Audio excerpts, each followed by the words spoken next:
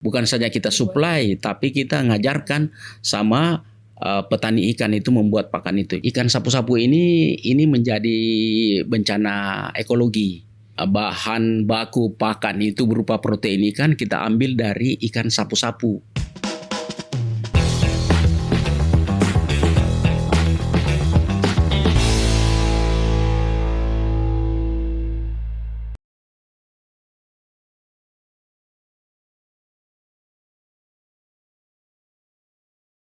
Acara ini dipersembahkan oleh Halo pemirsa, senang sekali saya Putri Najwa dapat kembali menyapa Anda dalam Unhas Speak Up.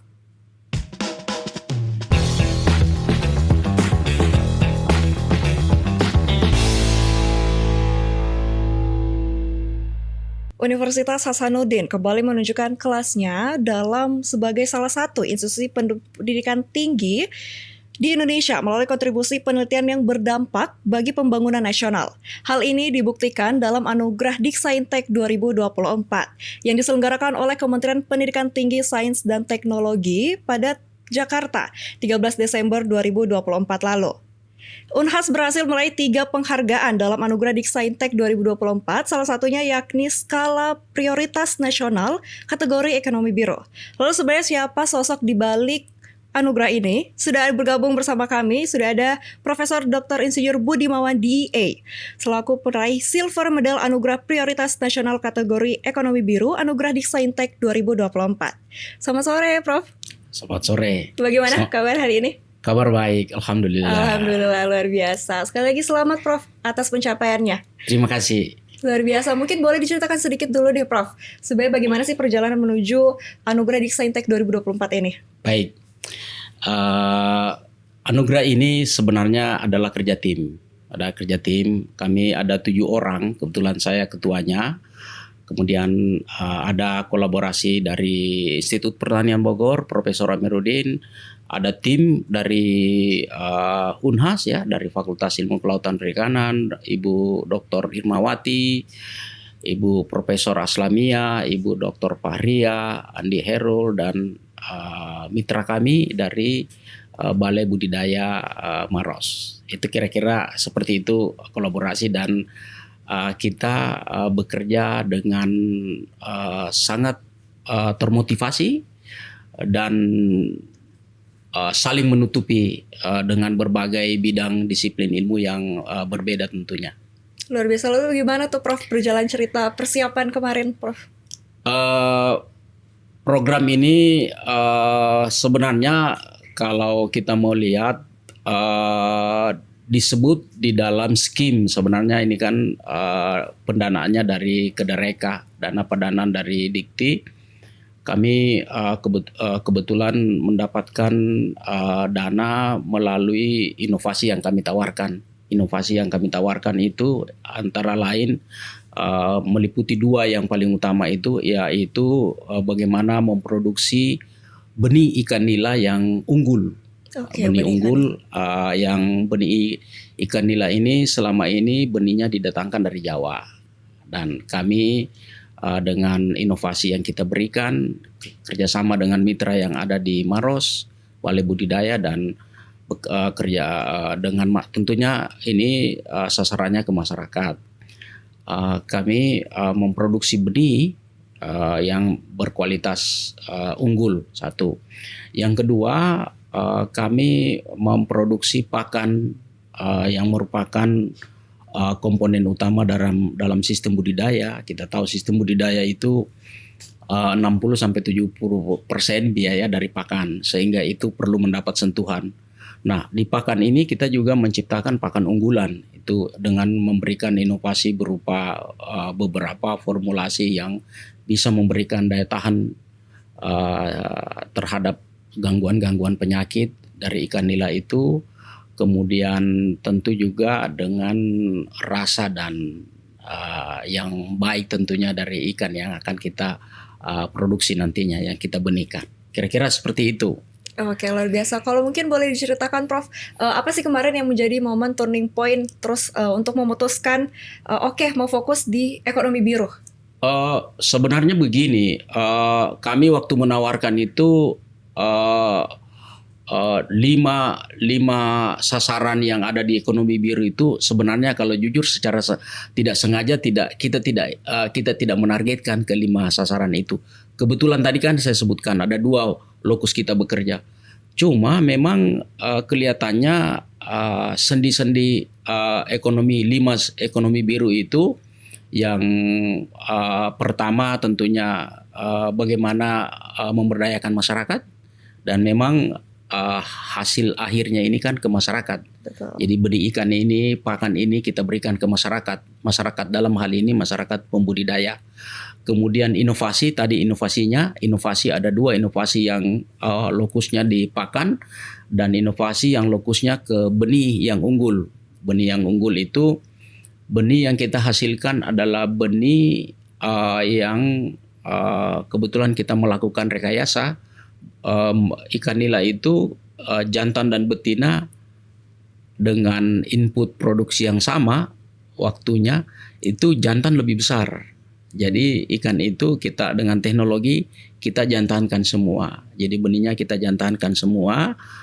Dengan jantan dia bisa meningkatkan produksi kurang lebih 30-50% dari kalau ikannya tidak dijantankan semua. Kira-kira itu. Jadi dari situ masyarakat sebenarnya sudah punya potensi peningkatan potensi penghasilan 30-50%. Belum dari pakan. Belum dari pakan. Itu. Oke, nah lalu Prof, dunia sekarang kan sedang membahas terus lingkungan dan sustainability. Kenapa menurut Prof ekonomi biru itu penting dalam saat ini, Prof? Nah, itu dia. Tadi saya sebutkan ekonomi biru itu kan pilarnya 5. Kalau ekonomi biru itu kan diperkenalkan oleh Guntur Pauli 2010 dengan 5 pilar. Pilar pertama tadi mengenai inovasi. Pilar yang kedua ke masyarakat, inclusiveness. Pilar ketiga efisiensi sumber daya. Tadi kita gunakan. Pilar keempat itu tadi yang zero waste, ramah terhadap lingkungan. Nah, ini pilar yang kedua bahan baku pakan itu berupa protein ikan kita ambil dari ikan sapu-sapu. Ikan sapu-sapu ini menjadi bencana ekologi. Ini sekarang yang bermasalah di Danau Tempe. Ikan-ikan itu sudah didominasi oleh ikan sapu-sapu. Nah, ikan sapu-sapu ini kalau ditangkap tidak dimakan oleh masyarakat. Nah, ini kita manfaatkan dagingnya kita jadikan tepung ikan, kita jadikan bahan baku untuk pakan ikan nila tadi. Sehingga memperbaiki lingkungan. Jadi lingkungan lagi tidak lagi ditumpuk bau apa segala macam. Dan sustainability-nya ada, Prof, ya. Bukan saja menghilangkan bau tapi mengkonversi menjadi nilai ekonomi. Akan luar biasa. Jadi itu mungkin Yurinya lihat dari situ sehingga mendapat silver medal ya, Prof. Sebenarnya kita cuma bekerja. Medalinya kita tidak tahu apakah medali kita tidak tahu juga. Kami juga tidak tahu apakah ini dipertandingkan atau tidak. Yang jelas ini kan target-target yang kita hasilkan itu sesuai dengan apa yang kita janjikan dalam kontrak kerjasama, karena ini kerjasamanya dengan kementerian. Oke, luar biasa. Lalu sebenarnya kalau dibahasakan secara umum, secara sederhana, ekonomi biru itu menurut Prof sendiri itu seperti apa sih, Prof?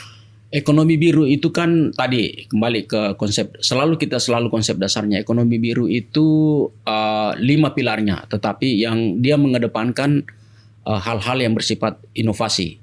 Jadi di ekonomi biru itu harus ada inovasi, harus ada perbaikan teknologi yang ada sekarang menjadi untuk prospek yang akan datang, dan itu kita sudah terpenuhi.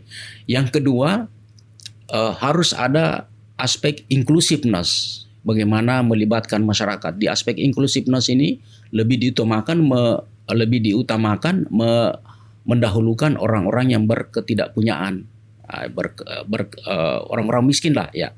Dan itu rata-rata petani ikan, rata-rata nelayan, semua masyarakat yang hidup di sektor kelautan perikanan itu biasanya terkategori miskin. Mohon maaf saya harus mengatakan seperti itu. Walaupun ada 1-2 juga yang tentunya berpendapatan lebih dari rata-rata, tetapi sebagian besar mereka kategori miskin. Nah, ini menyasar dia dengan adanya program kami ini yang tadi inovasi ikan nila, inovasi dalam budidaya ikan nila.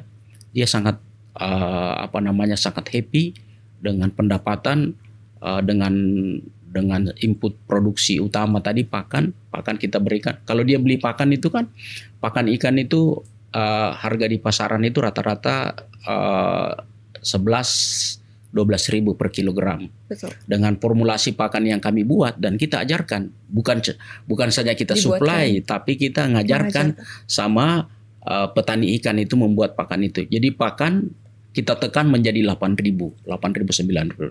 Jadi dia save 3.000 per kilogram ikan. Dari situ ada lagi sumber penghasilan. Betul. Yang bisa, sumber keuntungan yang bisa menjadi penghasilan. Kira-kira seperti itu. Oke, luar biasa tentunya Sobat Akademika Unhas, masih menarik sebenarnya atas prestasi ini Prof. Tapi kita bahas setelah jeda berikut Prof ya. Baik Sobat Akademika Unhas, tentunya kita akan membahas lebih dalam lagi bersama Prof. Budimawan, tapi setelah jeda pariwara berikut.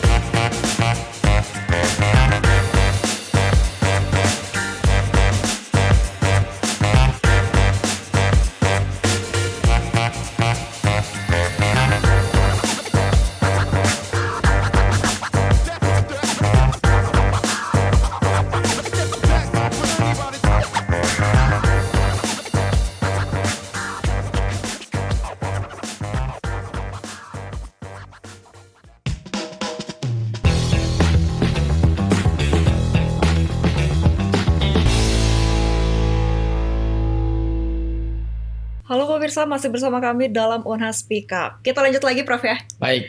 Oke, kan biasanya penghargaan itu biasanya mencerminkan dari hasilnya. Mungkin boleh diceritakan deh Prof, tantangan yang paling sulit kemarin pada saat dalam perjalanan menuju Anugerah Diksaintek ini. Yang paling sulit dan saya kira teman-teman lain kompetitor juga merasakan adalah waktu. Jadi waktu pada saat dimulainya pekerjaan itu tidak terlalu banyak menyisihkan waktu, kurang dari 3 bulan, dan kita harus mempersiapkan kegiatan kami ini. Masyarakatnya ada di 5 kabupaten, itu yang menyulitkan. Satu, jadi spektrum ada persoalan waktu. Yang kedua, tantangannya adalah sebagian produk atau peralatan itu kita harus beli dan melalui proses yang panjang. Kita tahu kalau pengadaan barang dan jasa itu agak repot. Betul. Selebihnya hanya berupa tantangan di lapangan, bagaimana menghadirkan, karena kita hadirkan masyarakat di Maros. Kebetulan kami hadirkan semua kelompok masyarakat dari 5 kabupaten, dan itu kan mendatangkan mereka itu kan juga tantangan tersendiri. Betul. Karena dia harus meninggalkan daerah, meninggalkan keluarga. Saya kira itu yang selebihnya kita melaksanakan dengan enjoy, karena memang semua ini sebenarnya sesungguhnya bukan hal baru bagi kami tim. Teman-teman sudah terlibat dalam proses pemberdayaan melalui pembinaan masyarakat pembudidaya ikan nila itu sejak beberapa belas tahun yang lalu. Oke, luar biasa. Kalau tadi kan tantangan. Kalau sekarang momen atau mungkin cerita lucu atau momen yang tidak terduga selama proses kemarin, Prof. Karena kan kita terjun langsung dengan masyarakat. Iya, yang tidak terduga itu sebenarnya penghargaan ini.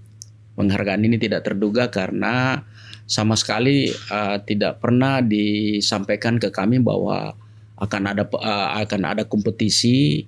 Kami cuma diminta bekerja, dan kami semua tim saja, kebetulan saya ketua tim, saya sampaikan sama semua harus bekerja, semua bekerja sesuai dengan SOP yang sudah kita sepakati sama-sama, dan berjalan dengan happy-nya. Ya itu, kita bagi kami seperti saya, kalau sudah tim bekerja dengan baik, tersenyum, kemudian masyarakat juga sangat menantikan kehadiran kami, tentu itu menjadi suatu stimulus bagi kita yang selalu dengan masyarakat, karena ini kan ada masyarakat. Kebetulan juga kami melibatkan masyarakat mahasiswa. Ada 20 mahasiswa yang kita libatkan dalam kegiatan ini dan dia semuanya happy. Sekarang pun mahasiswa masih berlanjut walaupun kegiatan ini kan sudah selesai di Desember kemarin. Mahasiswa yang MBKM masih ikut dan mungkin Unhas akan menaruh harapan yang besar dan kita harapan itu kita tidak sia-siakan. Benih unggul ini kita mau branding menjadi benih unggul Unhas yang akan datang. Cuma memang prosesnya panjang. Betul. Kalau hal-hal yang hidup itu sertifikasinya prosesnya panjang. Tetapi jalan ke arah situ ini on the track. Sekarang kita tetap jalankan. Dan insya Allah 1 tahun atau beberapa tahun ke depan Unhas punya benih unggul namanya Nila UH. Nila yang seperti jagung JJ. Jadi nanti kita punya Nila. ikan yang semua orang beli ke kita. Luar Kira-kira biasa. itu cita-cita. Amin, amin. Itu bentuk hilirisasi dari Betul. kegiatan ini. Lalu Prof, mungkin apakah ada proyek tentang ekonomi biru yang paling besar yang pernah diikuti atau dibuat, atau hal inilah ekonomi biru yang pada saat inilah? Sebenarnya konsep ekonomi biru itu kan sudah terlaksana beberapa belas tahun yang lalu. Betul. Cuma kan itu tingkatannya ada yang cuma 1 faktor, 2 faktor karena dia akan berorientasi kepada ekonomi, sosial tadi itu. Nah ini kan pemerintah lagi mempromosikan. Jadi semua kegiatan-kegiatan yang menurut ukuran penilaian, saya sendiri tidak tahu indikator apa yang digunakan. Menurut penelitian dari tim evaluasi dengan tentu beberapa kriteria, selalu memantau seberapa besar satu kegiatan bernilai ekonomi biru. Kira-kira seperti itu. Oke, lalu masih banyak sebenarnya anak muda itu masih bingung apa yang bisa mereka kontribusikan untuk isu-isu besar seperti ini, Prof. Mungkin bisa Prof sampaikan apa sih sebenarnya langkah kecil yang bisa dilakukan? Ekonomi biru itu yang penting sebenarnya kita fokus mengerjakan hal-hal yang menurut masyarakat awam itu kecil, tetapi manfaatnya besar. Jadi itu kalau memulai sesuatu yang produktif itu kita memulai hal yang bisa kita kerjakan. Jangan berhayal mengerjakan pekerjaan besar sehingga kita terjebak dari kebesaran itu memikirkan. Betul. Bekerjalah, mulai bekerja, ubahlah hal-hal yang ada di sekitar kita. Saya kasih contoh misalnya. Di kampus kita mau kembangkan ekonomi biru, banyak ada danau kita misalnya, danau bisa kita jadikan objek untuk penerapan ekonomi biru skala kampus. Kita bisa memanfaatkan eceng gondoknya. Betul. Untuk bahan baku untuk macam-macam utilitas ya. Kita bisa manfaatkan sekitarnya menjadi kawasan tempat rekreasi, tempat untuk look inside apa segala macam, banyak. Itu semua ekonomi biru. Kita ini di beberapa bulan yang lalu saya dengan ketua masjid Ikhtiar, saya buat itu bentuk pemberdayaan masyarakat. Unhas free car free day itu ide dari saya dan teman-teman. Dan luar itu biasa. bentuk nanti kita itu kan awalnya kita kita ciptakan bagaimana supaya itu menjadi branding. Betul. Jadi sekarang kita sudah mulai naikkan sedikit grade-nya supaya menyeleksi makanannya, memperbaiki sehingga nanti kita geser itu makin ke sana. Itu kan kegiatan inovasi itu setiap tahun, setiap kegiatan selalu diintroduksi inovasi. Jadi jangan berpikir mengerjakan pekerjaan yang terlalu besar sehingga tidak bisa dikerjakan. Kerjakan saja yang bisa dikerjakan dengan menyisipkan inovasi-inovasi yang kira-kira bisa memperbaiki kehidupan itu. Dan itu bisa kita lakukan. Di kampus banyak tadi danau, hal-hal yang lain, banyak yang lain-lain yang bisa kita lakukan yang berkaitan dengan ekonomi biru.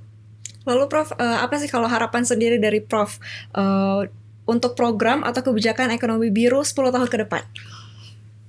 Yang pertama ini kan sekarang pemerintah itu pemerintah pusat dengan pemerintah daerah. Pemerintah pusat membuat dia punya pedoman umum bagaimana penerapan ekonomi biru di skala penerapan ekonomi biru itu kan di skala pemerintah, kemudian di skala korporasi atau rumah tangga perorangan. Itu harus dibuatkan guideline yang jelas apa insentif yang didapatkan oleh masyarakat yang menerapkan ekonomi biru. Itu sebenarnya tantangannya ke situ. Nah, dengan instrumen itu pemerintah nanti bisa memberi stimulus masyarakat-masyarakat yang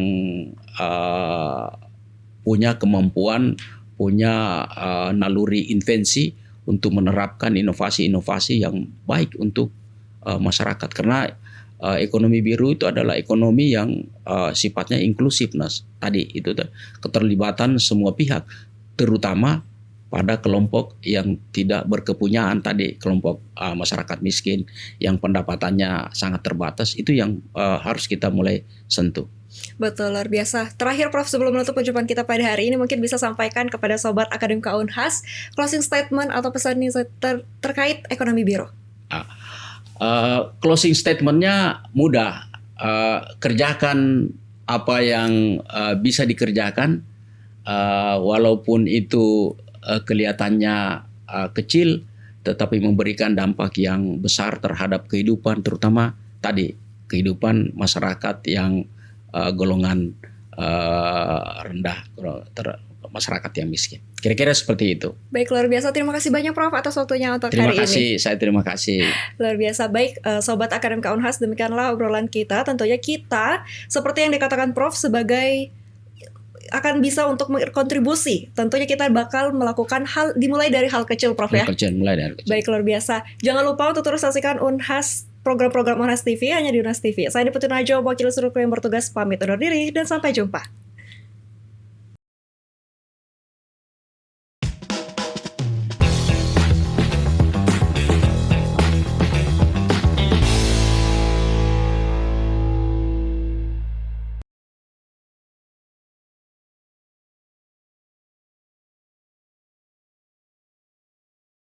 Acara ini dipersembahkan oleh